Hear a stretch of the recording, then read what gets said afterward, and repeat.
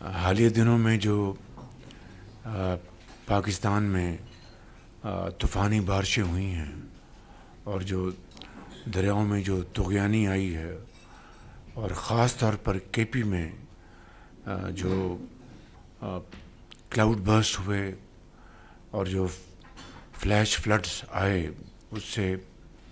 بے پناہ جانی نقصان ہوا ہے اور مالی نقصان ہوا ہے۔ ابھی ہم 2 دن پہلے گئے تھے بنیر میں، اور وہاں پر بے پناہ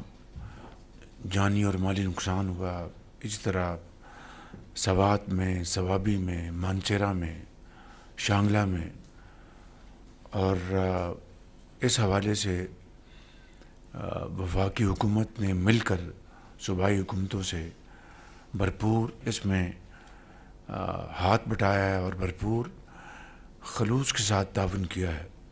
مگر یہ کام ابھی جاری ہے۔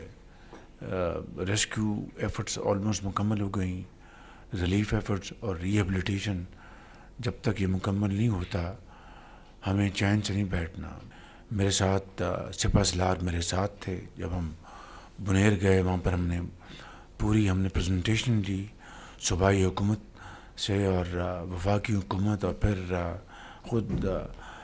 کو کمانڈر پشاور نے ایک بڑی بھرپور پریزنٹیشن دی، اور سپہ سالار اس کام کے لیے خود لیڈ کر رہے ہیں، اور افواج پاکستان نے، پاکستان آرمی نے جگہ جگہ پہنچ کر، مشکل ترین علاقوں میں پہنچ کر انہوں نے وہاں پر لوگوں کو ریسکیو کیا، وہاں پر ان کو نکالا پانی سے، ہیلی کاپٹر استعمال ہوئے۔ تو میں سمجھتا ہوں کہ یہ ایک مشترکہ ہم سب کی ذمہ داری ہے، اور انشاءاللہ مل کر ہم یہ کام جاری و ساری رکھیں گے۔ ابھی آپ نے دیکھا کہ 3 دن پہلے کراچی میں ایک انتہائی تباہ کن بارش ہوئی ہے۔ چیف منسٹر سندھ سے بھی بات ہوئی فون پہ، ان سے میں نے اظہار ہمدردی کیا، بلاول بھٹو صاحب سے میرا رابطہ ہوا۔ اسی طرح جی بی میں،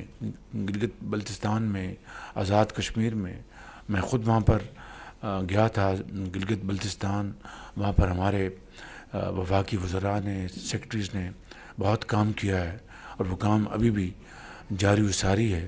لیکن یہ ہماری سب کی ایک مشترکہ ذمہ داری ہے جسے ہمیں نبھانا ہے۔ اور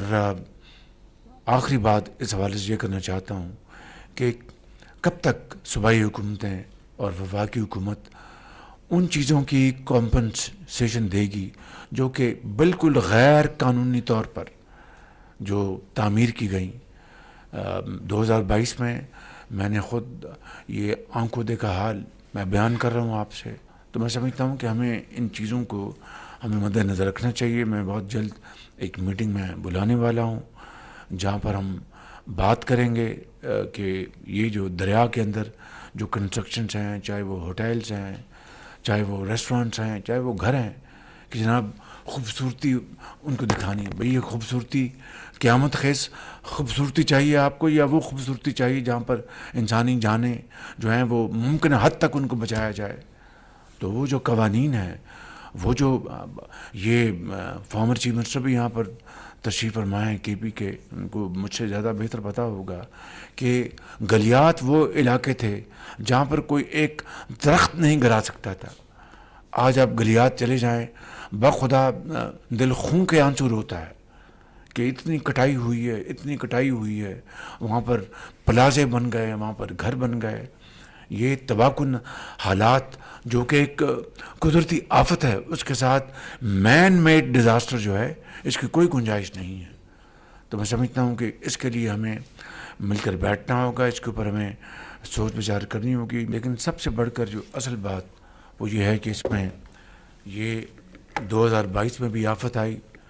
اور بڑی شدید آفت آئی۔ اس وقت سندھ اس کا سب سے بڑا نشانہ تھا، اور بلوچستان اس کا نشانہ تھا، اس کے بعد درجہ بدرجہ کے پی، اور پھر پنجاب میں 1-1.5 ضلع تھے جنوبی پنجاب میں،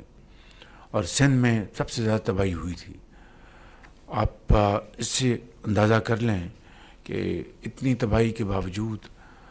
صرف 100 اموات ہوئیں، اور اس مرتبہ ٹوٹل پاکستان میں 700 سے زیادہ اموات ہوئی ہیں، اور صرف کے پی میں 400 سے زیادہ اموات ہوئی ہیں۔ اس کی وجہ یہ ہے کہ جب پہاڑوں سے وہ بڑے بڑے پتھر اور درخت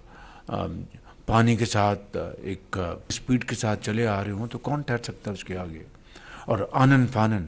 یعنی ان کو یہ بھی ٹائم نہیں ملا، وہ جا کے بیچارے اپنے بچوں کو لے کے، جن کو موقع ملا وہ ان کی جانیں بچ گئیں، لیکن جن کو موقع نہیں ملا تو ان کو دیکھتے دیکھتے آنن فانن وہ اللہ کو پیارے ہو گئے۔